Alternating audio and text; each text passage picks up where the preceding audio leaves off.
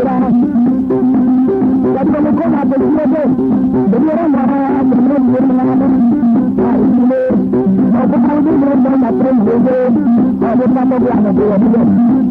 Jadi aku kurang orang yang mengganggu. Ini sebuah masalah. Dia dah mulai bagaimana? Dia dah mulai bagaimana? Tapi dia tidak berubah. Sebab buat ini dosa tidak berubah. Jangan berubah ni kami. Tapi menjadi menjadi baharu berubah. Ini dapat apa yang kita perlu. Anda jangan berlaku dah jadi jangan berlaku dah jadi. Jangan berlaku mana? Ada dah. Ini jadi. Jangan berlaku jadi mana ni? Baru jadi. Sebab dia jadi dia cari dia. Jadi dia dah jadi. Kenapa aku ni berlari ni jalan? Kalau berlari dari dia, jadi dia koda. Kalau dia dia orang berapa ni? Bila pakai dia nak jalan kita.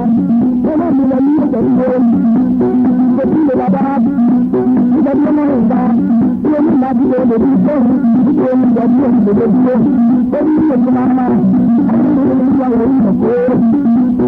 Jadi mana ada lori? Apa dua hati yang sangat berharga. Lagi mau bertanya, apa dia? Dia lagi. Jadi dia lori. Sama dengan orang itu baru jadi lori. Kita nak berbuat kita mungkin jadi lori. Jadi kita berbuat. Kita dia nak berbuat kita Dia menjadi dia lagi saya menjadi lagi dia jadi sekarang anak doktor mereka anak jadi orang jadi lain dia ni belajar macam jadi yang berbeza semua cara berbeza dia kata orang mereka cara jalan boleh dicoba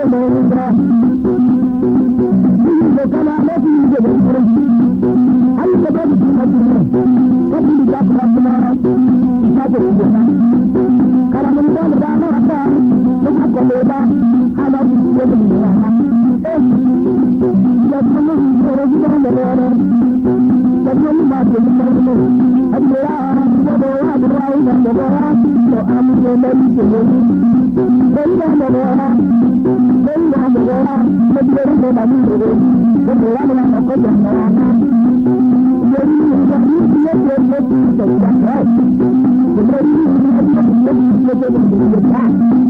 jadi sama mereka bukan satu kemudian orang yang berada orang tahu dari mana pernah orang berada sama pada orang tahu jadi dia menjadi tidak kalau ada orang aku terjadi aku benar benar ada orang yang berbeda jadi kalau berada aku nak mungkin jadi kalau apa kita nak jalan bersama dia